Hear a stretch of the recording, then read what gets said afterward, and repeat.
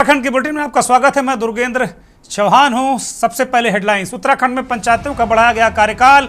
31 जुलाई तक पंचायतें करती रहेंगे काम। क्षेत्र पंचायतों निभाएंगे जिम्मेदारी। देवभूमि में फिर टले पंचायत चुनाव। हरिद्वार को छोड़कर अन्य जिलों में प्रशासक नियुक्त। सरकार ने जारी किया आदेश।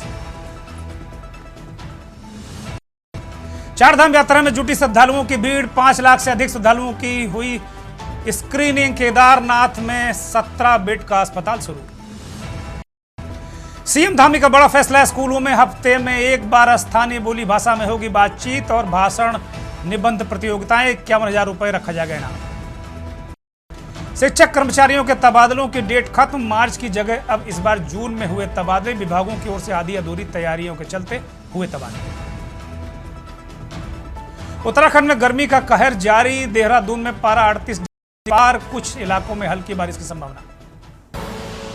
आप देख रहे हैं के न्यूज, खबरों का सारथी। खबर डोईवाला से है। कांग्रेस नेता मुकेश कुमार का कद बढ़ाया गया है। ये बड़ी अहम खबर है। कांग्रेस के लिए बड़ी अहम खबर है। मुकेश कुमार का कद बढ़ा है। परवादून कांग्रेस का जिला महामंत्री बनाया गया है। उनका कद बढ़ाया गया है, महामंत्री बनाया गया है। यूथ कांग्रेस सहित कई विभिन्न पदों पर रह चुके हैं मुकेश कुमार। कांग्रेस प्रदेश अध्यक्ष की संस्तुति पर यह जिम्मेदारी दी गई है। अहम खबर है। डोईवाला से कांग्रेस नेता मुकेश कुमार का कद बढ़ाया गया है। डोईवाला से अहम खबर। कांग्रेस के लिहाज से अहम खबर। संगठन के लिहाज से अहम खबर। परवादून कांग्रेस का जिला महामंत्री बनाया गया है।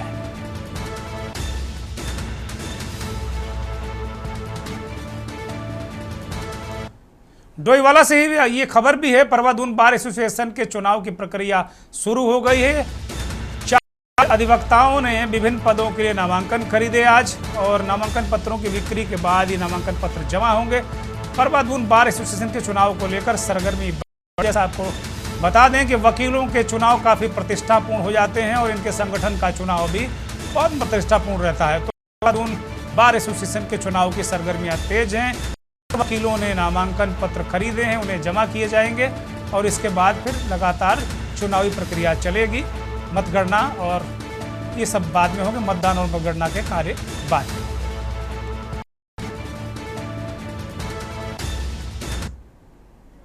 मोदी सरकार ने अपने कार्यकाल के 11 वर्ष पूरे कर लिए हैं। मोदी सरकार के 11 साल पूरे होने पर उत्तराखंड में भी भारतीय जनता पार्टी के कई कार्यक्रम हुए। कई बड़े नेताओं ने कार्यक्रम किए।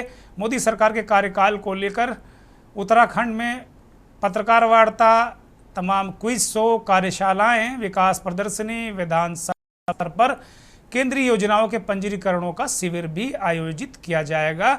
ये भी ऐलान भारतीय जनता पार्टी के नेताओं ने किया। इसी संकल्प से सिद्धि कार्यक्रम के मुख्यमंत्री पुष्कर सिंह धामी ने बीजेपी प्रदेश कार्यालय में प्रेस वार्ता की, जिसमें मुख्यमंत्री धामी ने कहा कि मोदी सरकार के 11 साल देश के विकास उन्नति के रहे हैं। इसी तरह मोदी सरकार 11 साल से संकल्प सिद्धि विषय पर जिला स्तर पर 11 जून को प्रत्येक जिले में प्रोफेशनल मीट भी आयोजित की जाएगी, जिसमें 3 वक्ता सरकार की उपलब्धियों से संबंधित विषयों पर अपनी बात रखेंगे। कांग्रेस ने मोदी सरकार के 11 साल के कार्यकाल को कुशासन बताकर कई सवाल खड़े कर दिए।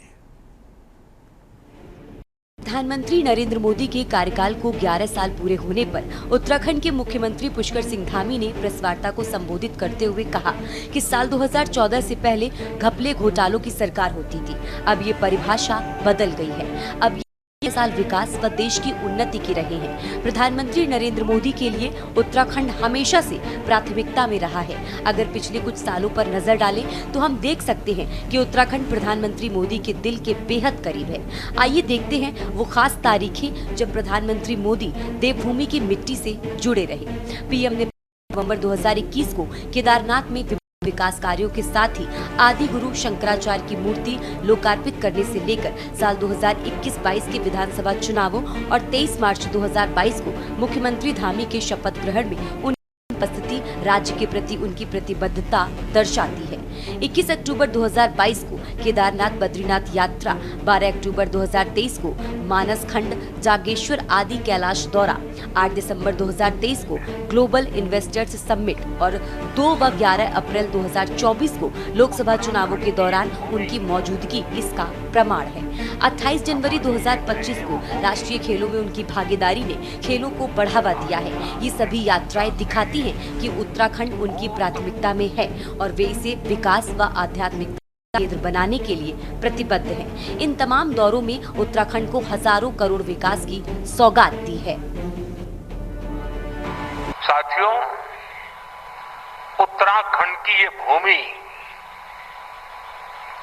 हमारी ये देवभूमि आध्यात्मिक ऊर्जा से ओतप्रोत है।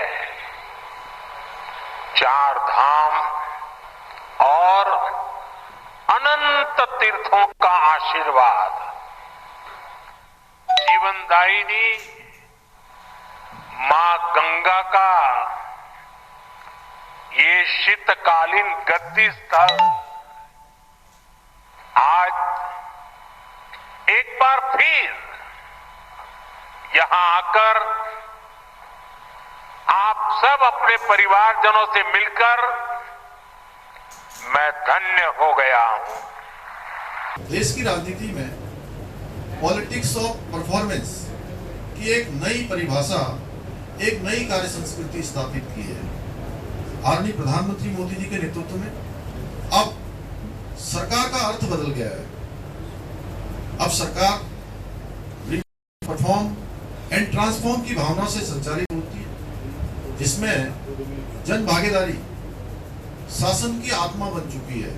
2014 से पहले का भारत हम सबके स्मरण में होगा। बहुत छोटे होंगे आप में से जिनकी आयु 10 साल के आसपास की होगी, तो 2014 में जो साल के होंगे, अब वो कितने के हो गए? 25 के 10 साल के बाद बहुत सारी जानकारियां नहीं होती है। 21 साल के पूरे वोट देने लगे। हाँ, तो इसमें वोट डाल रहे ऐसे भी होंगे हमारे नवयुवक जिन्होंने पहले की सरकारों का बहुत अच्छे प्रकार से विश्लेषण नहीं किया होगा। तो मैं आपके सामने इसलिए रख रहा हूँ महत्वपूर्ण तथ्य। वहीं कांग्रेस ने पीएम मोदी के बतौर प्रधानमंत्री 11 सालों में बड़े बड़े वादों को खोखले दावों में बदलकर मोदी सरकार ने देश की ऐसी दिशा की कि अच्छे दिन की बात अब एक डरावने सपने की तरह लगती है। सालाना 2 करोड़ नौकरियां, किसान की आय 2 गुनी, महिला आरक्षण, महिला सुरक्षा, अर्थव्यवस्था, महंगाई की पराकाष्ठा, बेरोजगारी की बाढ़ आदि शामिल। वहीं बीजेपी ने प्रधानमंत्री नरेंद्र मोदी के 11 साल पूरे होने पर कांग्रेस के सवाल पर पलटवार किया है। उन्होंने कहा, बीते 11 साल भारत के काल के रहे हैं। भारतीय जनता पार्टी मोदी सरकार 3 की पहली सालगिरह को लेकर देश भर में संकल्प से सिद्धि के तहत अलग अलग कार्यक्रम कर रही है। के स्तर पर भी 1 साल पूरा होने को लेकर कार्यक्रम किए जा रहे हैं। साल 2047 तक विकसित भारत का रोड मैप आदि बातें रखी जा रही हैं। एक फेलियर जब हो जाता है किसी, तो उसके जो चेले चपाटे होते हैं वो जोर जोर से कहते हैं कि हम सफल हैं, सफल। शुरुआत हुई थी 2 करोड़ लोगों को रोजगार देने से। कितने लोगों को रोजगार मिला? काला धन लाने की बात कही थी, वो काला धन क्या देश में आ गया इन 11 सालों में? स्विस बैंक के खातों की डिटेल्स देने की बात कही थी नरेंद्र मोदी और उनकी पार्टी ने। 11 साल के केंद्र में सत्ता में होने के बाद कितने स्विस बैंक के खातों की डिटेल्स वो दे पाए? उन्होंने हम बुलेट ट्रेन चलाएंगे, वो भी अभी तक नहीं चली। उन्होंने कहा था 15 लाख रुपए हर खाते में आएंगे, वो भी नहीं चले। हाँ, अगर कोई उपलब्धि है तो यही है कि सोनिया गांधी जी, मनमोहन जी के समय में जो योजनाएं बनी, चाहे वो वैष्णो देवी माँ का जो टनल था उसका उद्घाटन करना हो, चाहे हमारे एक एंटोनी ने जो पैसा उत्तराखंड में दिया था रेलवे के लिए इत्यादि के लिए, उसमें जो काम हो गया ऑल वेदर रोड में, उसका उद्घाटन करना रहा हो, यही सब वो करते रहे। आपने बहुत अच्छा ये सवाल है। आप वर्तमान में देख रहे हैं कि जो केंद्र में भी बीजेपी की सरकार है और राज्य में भी बीजेपी की सरकार है। वहीं अगर उत्तराखंड की बात करें तो उत्तराखंड में चारों तरफ जो भ्रष्टाचार की अफरा तफरी मची हुई है, न्याय उसका और ऑर्डर जो है वो लॉ एंड ऑर्डर जो है पूरा तरह ध्वस्त हो चुका है और जो महिलाओं के ऊपर बढ़ता अत्याचार है वो पूरे पहाड़ी 9 राज्यों में चरम सीमा पे है। ये हाल देश में भी है, जहाँ पर बीजेपी का ये नारा था बेटी पढ़ाओ बेटी बचाओ, अब लगता है कि बेटियों को बीजेपी से बचाओ ये नारा आने वाला है। तो मुझे इन शब्दों से वो बात अटल जी की याद आती है जब उन्होंने कहा कि एक बार हम जो है 13 दिन की सरकार रही, फिर 13 महीने की सरकार रही, अब हमारा 13 साल के लगता है। 13 साल के बाद बीजेपी फिर दोबारा वापस मुड़ के नहीं आएगी। जनता पार्टी अपने कार्यों के बल पर ही चुनाव लड़ती है और हमने पिछले 11 वर्ष की उपलब्धियों में के आधार पर हमने चुनाव लड़े। मोदी जी के कार्यों से उत्तराखंड राज्य के अंदर जो विकास की गति आई है और ट्रिपल इंजन सरकार आज की तारीख में कहूँगा हमारे राज्य के अंदर भारतीय जनता पार्टी मिली है, तो हर क्षेत्र के विकास में गतिपद है और विकास ही हमारा मुद्दा रहने वाला है और विकास के मुद्दे पर ही हम चुनाव लड़ेंगे। वहीं एक तरफ सत्ता पक्ष है जो मोदी सरकार के 11 साल को देश की दिशा और दशा बदलने वाला बता रहा है, तो वहीं दूसरी तरफ विपक्ष है जो इस दौर को जनता के लिए सबसे कठिन और झलावे भरा मानता है। अब सवाल ये नहीं कि कौन क्या कह रहा, सवाल ये है कि जनता क्या महसूस कर रही, क्या योजनाओं का लाभ वास्तव में अंतिम व्यक्ति तक पहुंच रहा है, ये देखने वाली। उत्तराखंड रिपोर्ट। राजनीति से अब आपको नैनीताल ले चलते हैं, क्योंकि भीषण गर्मी है मैदानी इलाकों में, थोड़ी ठंडक का एहसास कीजिए। इसी नैनीताल में विश्व विजेता टीम के कप्तान कपिल देव निजी दौरे पर हैं। इस दौरान उन्होंने नैनीताल वोट क्लब में अपने परिजनों के साथ लंच किया। इसके बाद माल रोड पर कपिल देव निकले तो लोगों ने उन्हें विश भी किया, तमाम लोग उनसे मिले, बहुत सारे लोग पहचान भी गए उन्हें। इस दौरान बातचीत करते हुए पूर्व भारतीय क्रिकेट कप्तान ने कहा कि नैनीताल बेहद खूबसूरत है, यहाँ का सुहावना मौसम और हरियाली उन्हें भाती है और आबो हवा बहुत आनंदित करती है। खूबसूरत पहाड़ियाँ प्राकृतिक सौंदर्य को बढ़ाती हैं, सभी के दिलों पर अपनी अमिट छाप छोड़ती हैं। यहाँ की खूबसूरती की जितनी भी तारीफ की जाए कम है।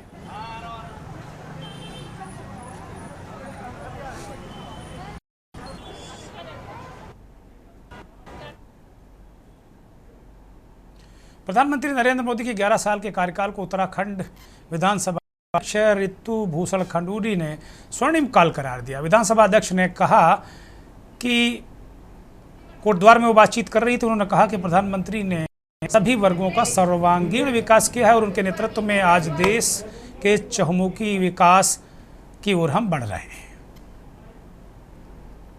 प्राइम मिनिस्टर हैं जो यूनिवर्सल कवरेज की बात करते हैं, रिलीजन की बात नहीं करते हैं, वो कास्ट की बात नहीं करते हैं, वो केवल ये कहते हैं कि उस व्यक्ति को जिसको आवश्यकता है उस तक विकास पहुंचना चाहिए।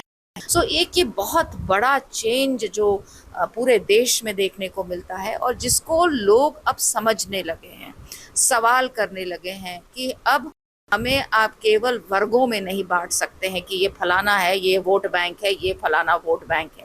ये सुनने को आज की जनता तैयार नहीं है, क्योंकि डेवलपमेंट प्लैंक जो है वो आगे आया है।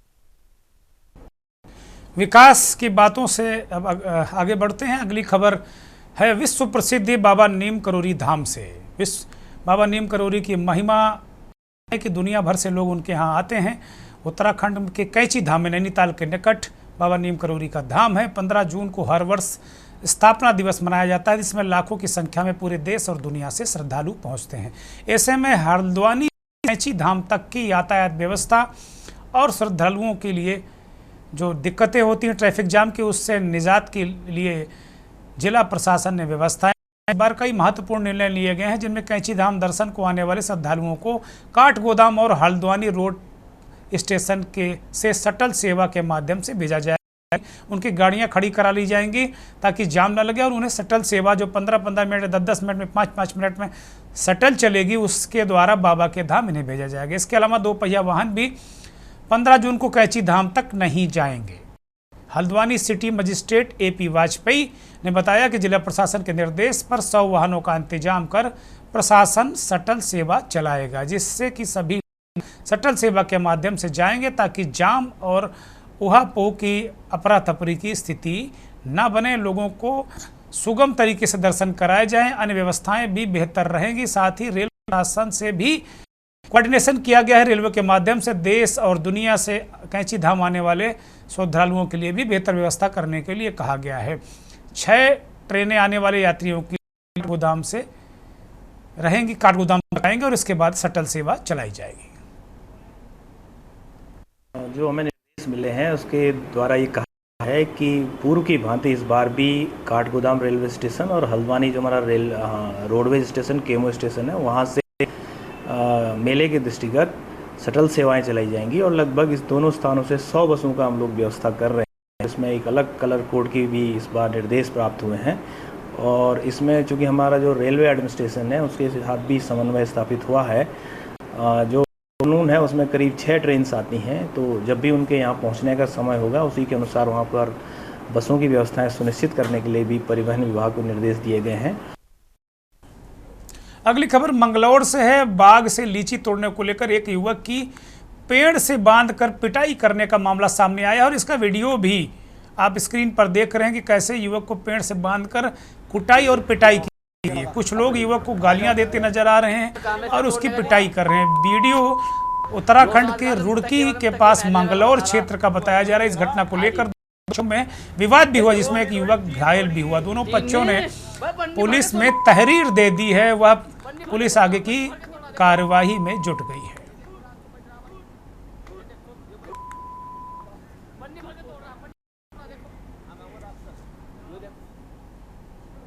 यहां रुकेंगे एक छोटे से ब्रेक के लिए। पौड़ी के क्षेत्रीय विधायक राजकुमार पुरी सरकार के स्वीकृत जो योजनाएं हैं उनके डामरीकरण, सुधारीकरण समेत विभिन्न काम के जो हुए हैं अब तक सरकार ने कराया उनका ताबड़तोड़ शिलान्यास एवं लोकार्पण कर रहे हैं। आज उन्होंने अपनी विधानसभा क्षेत्र के अंतर्गत पौड़ी ब्लॉक के लोआली में लोआली निग्याड़ा से आगे तल्ला पाबो बिरसिंगिया मल्ला पागो ग्रामीण मोटर मार्ग निर्माण फर्स्ट फेज के कार्य का शिलान्यास किया। इसके साथ ही उन्होंने नाबार्ड के तहत लोआली लिफ्ट सिंचाई योजना निर्माण का भी विधिवत पूजन अर्चन और शिलान्यास किया। इसके साथ ही राज्य योजना के अंतर्गत लोआली मोटर के डुडुआ देवी से डांग तक 4 किलोमीटर मार्ग के डामरीकरण एवं सुधारीकरण का भी लोकार्पण विधायक ने किया। इस मौके पर लोआली बाजार में विधायक का फूल मालाओं से पारंपरिक स्वागत किया गया। वाद्य यंत्र भी पारंपरिक थे जिन्हें बजाकर उनका हौसला बढ़ाया गया। स्थानीय लोगों ने विधायक जिंदाबाद के नारे लगाए और उनका स्वागत भी किया। इस दौरान एक सभा हुई जिसमें विधायक ने जनता को आश्वस्त किया कि उनकी सरकार जनता की सुख सुविधाओं और यातायात पर काम कर रही है, सजगता से काम कर रही है, जिसको लेकर दूरस्थ इलाकों को सड़क मार्ग से जोड़ने, स्वास्थ्य एवं पेयजल सुविधाएं मूलभूत मुहैया कराने को लेकर उनकी सरकार लगातार काम कर रही है। की मांग की है। हमारे यहाँ मतलब रोड नहीं है और बहुत असुविधाएं हमारे ऊपर, लोग बीमार होते हैं तो हमें कैसे लाना पड़ता है, हम ही लोगों को पता है सर। और जैसे बच्चों का स्कूल, इतनी धूप में बच्चे स्कूल से जाते सर घर, तो बहुत दिक्कत है सर हमारे लिए। ये कहना चाहूँगा कि ये जो आज लोकार्पण एवं शिलान्यास का कार्यक्रम था, इससे निश्चित ही जो यहाँ के जो लोकल ग्रामीण हैं और अन्य जो उन्हें इस योजना से जरूर लाभ मिलेगा और वो इसका लाभ उठा पाएंगे। निर्माण कार्य हो या सिंचाई की जो लिफ्ट योजना हो, उससे सभी लाभ उठा पाएंगे। बहुत बहुत धन्यवाद आपको और आपके चैनल के सभी दर्शकों को बहुत बहुत धन्यवाद। और आज हम अपने विकास पौड़ी के अंतर्गत लोआली क्षेत्र में कुछ सड़कों का और एक सिंचाई की पंपिंग योजना का उद्घाटन और शिलान्यास करने के लिए आए हैं। विधायक ने बहुत चीज़ों की जानकारी दी। आईजी गढ़वाल राजीव स्वरूप ने रुड़की की सिविल लाइंस कोतवाली का निरीक्षण किया है। आमतौर पर अधिकारी साल में 1-2 बार थानों का निरीक्षण करते हैं, इसी के तहत वो पहुंचे थे। उन्होंने कहा कि व्यवस्थाएं दुरुस्त होनी चाहिए। व्यापारियों के साथ बैठक की, व्यापारियों ने उनका स्वागत किया। व्यापारियों ने आईजी को यातायात एवं अतिक्रमण संबंधी समस्याएं भी बताई। सिविल लाइंस कोतवाली पहुंचे आईजी गढ़वाल राजीव स्वरूप ने एसपी देहात और सीओ सहित कई कोतवाली प्रभारियों के साथ बैठक भी की। जैसा कि मैंने बताया, आईजी गढ़वाल ने कहा कि प्रदेश में 4 धाम यात्रा अपने चरम पर चल रही है। साथ ही ग्रीष्मकालीन पर्यटकों की संख्या भी लगातार बढ़ रही है। चारधाम में आने के लिए सभी तीर्थयात्रियों का उन्होंने धन्यवाद और स्वागत भी किया, लेकिन चारधाम यात्रा में कुछ ऐसे असामाजिक तत्व भी आ रहे हैं जिसको लेकर अब ऑपरेशन लगाम की शुरुआत की गई है। ऐसा आईजी ने व्यापारियों को भी अवगत कराया है, जिसमें कोई भी असामाजिक तत्व हुड़दंग मचाएगा तो उसके खिलाफ कठोर एक्शन लिया जाएगा। प्रांतीय उद्योग व्यापार प्रतिनिधिमंडल के पदाधिकारी भी इस बैठक में शामिल हुए और उन्होंने अपनी समस्याएं भी बताई। देखिए, अभी जैसा आप सभी अवगत हैं कि हमारी चारधाम यात्रा जो है वो चरम पे चल रहा है। साथ साथ उसके साथ में जो ग्रीष्मकालीन पर्यटक हैं वो भी यहाँ पे भारी संख्या में आ रहे हैं, तो निश्चित तौर पर ये रुड़की क्षेत्र में काफ़ी वो ट्रैफिक का दबाव रहता है, जिसको हम लोग अपनी ड्यूटी हमने बढ़ाई हैं। साथ साथ जो बॉटलनेक्स हैं वहाँ पे हमने उसको क्लियर करवाया है। साथ साथ जो हाईवे पे जो गाड़ियाँ जो खड़ी रहती हैं जिससे कि ट्रैफिक में व्यवधान होता है, उसके खिलाफ भी हम लोग कार्रवाई कर रहे हैं। साथ साथ काफ़ी संख्या में पर्यटक आ रहे हैं। पर्यटक के साथ कुछ ऐसे भी असामाजिक तत्व जो आ रहे हैं जो कि यात्रा में, चाहे वो ग्रीष्मकालीन या पर्यटन हो या चारधाम की यात्रा हो, उसमें कुछ व्यवधान करते हैं, हुड़दंग करते हैं। उसके खिलाफ भी रेंज लेवल से ऑपरेशन लगाम हमने उसकी शुरुआत की है, जिसमें कि जो भी हुड़दंगी, चाहे वो रैश ड्राइविंग करे या फिर मदिरा का सेवन करे गाड़ी चलाते वक्त, या फिर उसके गाड़ी में कुछ हॉकी स्टिक, बेसबॉल अगर ऐसे लेके वो चलता है तो उसकी गाड़ी को हम लोग उसको सीज करेंगे। उसके विरुद्ध में हम संबंधित जो भी थाना क्षेत्र उसमें मुकदमा दर्ज किया जाएगा। इस वक्त के फरीदाबाद से एक बड़ी खबर आपको बता रहे हैं। फरीदाबाद के निकट वल्लभगढ़ रेलवे स्टेशन की घटना है। एक पिता ने अपने 4 बच्चों के साथ आगे कूदकर आत्महत्या कर ली है। बहुत ही हृदय विदारक घटना है, बहुत ही पीड़ा देने वाली घटना है। फरीदाबाद के निकट वल्लभगढ़ रेलवे स्टेशन, हरियाणा राज्य है। फरीदाबाद के वल्लभगढ़ के निकट रेलवे स्टेशन के पास, वल्लभगढ़ का जो स्टेशन है उसके पास ये घटना हुई है। जेब में मिले कागजातों से परिजन को सूचना दी गई। उसमें नंबर भी रहे होंगे। पत्नी के मुताबिक उसका पति शक करता था उसके ऊपर। आधार कार्ड के मुताबिक मृतक का नाम मनोज महतो है और वो बिहार का रहने वाला है। तो कुल मिलाकर पत्नी से जो जानकारी पुलिस को मिली है उससे जो मनोज महतो वो शक करता था और इसीलिए उसने भयानक घटना को अंजाम दे दिया। बहुत ही भयानक घटना इसे कहेंगे कि ट्रेन के आगे अपने 4 बच्चों को लेकर वो कूद पड़ा। बच्चे बेहद मासूम छोटे थे, 3 से 10 साल चारों बच्चों की उम्र है। वो शक करता था कि बच्चे उसके नहीं हैं, ऐसी आशंका पुलिस जता रही है। तो इस वक्त की बहुत ही हृदय विदारक खबर है, पीड़ा देने वाली खबर है। परिवार पूरा का पूरा मौत की नींद सो गया। हरियाणा के फरीदाबाद के निकट वल्लभगढ़ रेलवे स्टेशन की ये घटना है।